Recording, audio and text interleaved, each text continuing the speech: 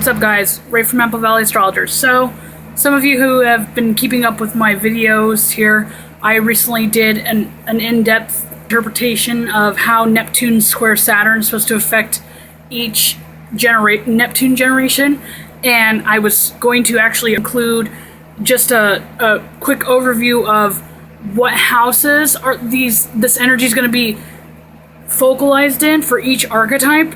But because of my computer and my editing program giving me a hard time, I was just fed up and I decided to just publish it without it and make a second video out of it.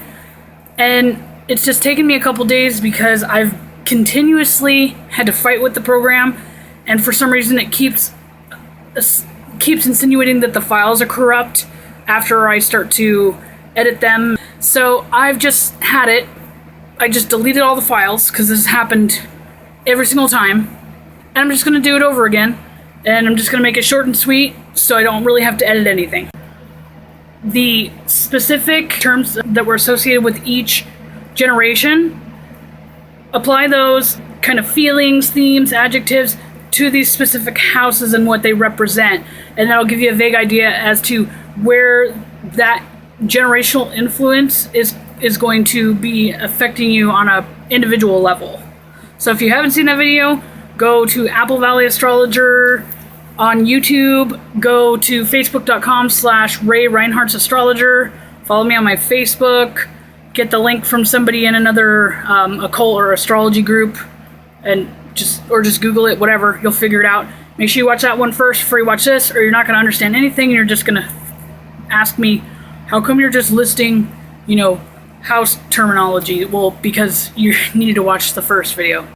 Okay, one thing before I start going over each house placement, determine how you should make the best of this situation. Since both of these planets are going to be in mutable signs of which way the energy could go. So, for example, if one of these planets was in a fixed sign and the other one was in a mutable, it would be more likely that the one that's in the fixed sign would have more dominant influence on the other planet during the square. So Saturn is associated with the 10th house with Capricorn, associated with hard work, diligence, and just taking one step at a time to a specific goal. Neptune, on the other hand, has no concept of reality, goal-oriented things. It doesn't even have any boundaries, let alone could it make an outline. So middle of next year, and this aspect is going to have its strongest impact. If you keep pushing for some sort of situation, project, scenario, or whatever, and it keeps blowing up in your face or not working out for no definitive reason at all, that is the Neptune energy working against you. So in that example, you are the representation of Saturn, and Neptune is fighting against you. On the other side of the spectrum, if you're more of a go with the flow kind of person, you're more mutable, adaptable, and you're not more or less like a stickler for discipline, then you might be taking advantage of this Neptune and Pisces energy that's been going on for these last couple years, and therefore you might start feeling this pressure to solidify whatever you've got going on, depending on what solar chart is attributed to you. So when I go over Aries, that could represent Aries Sun as well as Aries Ascendant. So whichever house placements, the themes that are associated with that house, those kind of situations, themes are going to be associated with you. So you'll be able to tell if you're embodying Neptune's energy or if you're embodying Saturn's energy. So if you're Saturn and you're pushing for results and it's just not happening, you need to back off and just kind of embrace the mutable energy. Maybe give it a go at another point in time, maybe when this aspect's over. If you're on the other side of the spectrum and you're embodying Neptune, then it's time for you to knuckle down, get a little bit more serious, and find a way to apply what you've been doing, what you've been working on, and actually manifest it into the material world.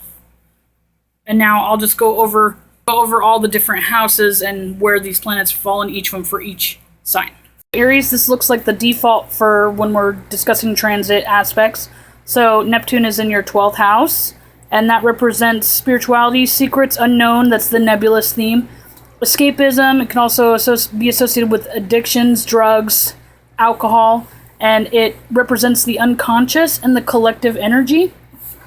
So that's the whole underlying spirituality and soul. Go on, Nino. And then the 9th house is where Saturn is squaring it from. And the 9th house represents education, religion, travel, philosophy, any kind of higher learning or aspiring to more a higher evolved sense of self. Taurus, so Neptune's going to be in your 11th house. That represents your hopes, wishes, dreams, not your subconscious dreams, but just aspirations, your friends, and it also represents community. Your 8th house, which is the house associated with power, is represented by others' resources, regardless if it's direct or indirect associations with others. And it also represents sex, reprocreation, death, transformation, and disease. Neptune will be in your 10th house.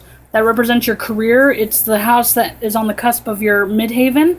It also represents your reputation, your public image, persona. And the 7th house is the house that Saturn is in, so it's squaring your other's house. Relationships is associated with this, as well as marriage, any kind of legal matters too.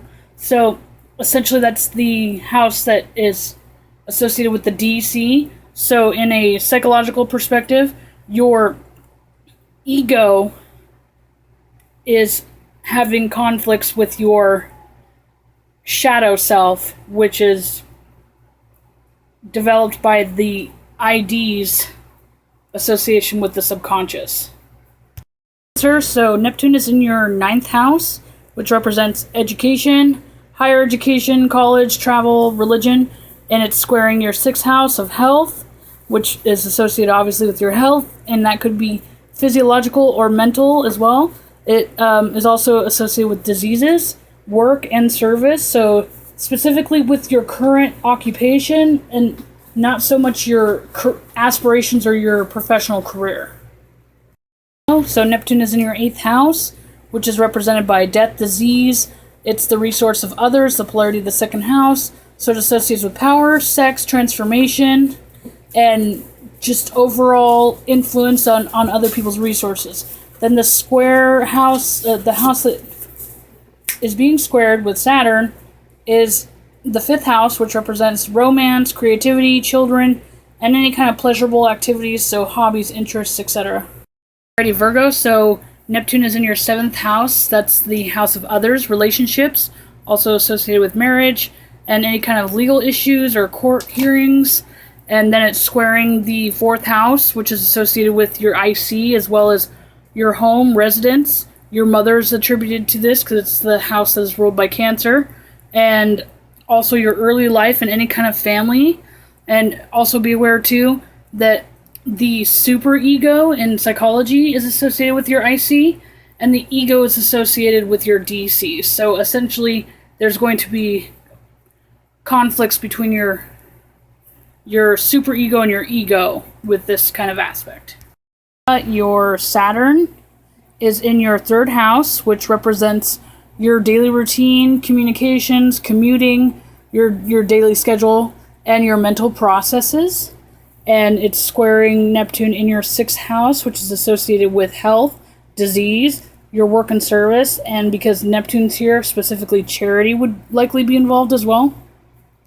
Okay, Scorpio, so Saturn is going to be in your 2nd house of possessions, the material world, so it represents personal resources, personal finance, your self-worth, your influence on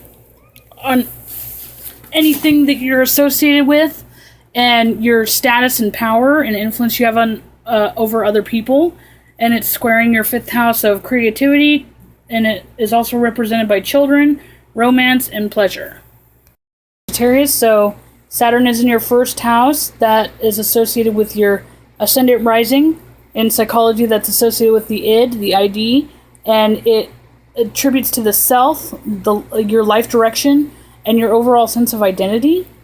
And then it's squaring the 4th house of home, so that could contribute to your actual residence, your home, It could be associated with your mother or your early life or family, and that's also associated with the IC. So essentially the ID and the ego, or the AC and the IC, are going at heads with each other.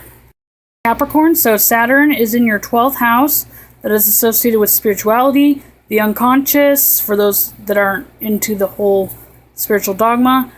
It could associate with secrets or unknown, either unknown mainly to you, and it's usually secrets with other people. And it could also be associated to or attributed to illness and disease, specifically with the unconscious, the mind, or psychological. And it's squaring your 3rd house, which is represented by communications, your immediate environment, your day-to-day routine, your schedule, and your daily activities. Aquarius, so Saturn is in your 11th house. That's associated with community, friends, your hopes and wishes and aspirations. And it's squaring your 2nd house, which represents the personal planet house of personal resources, finance, and material wealth and value. Also can be attributed to your self-worth, your self-esteem, and any kind of opinions or views of monetary status and individual power and influence you have over the collective, especially since it's aspecting the 11th house.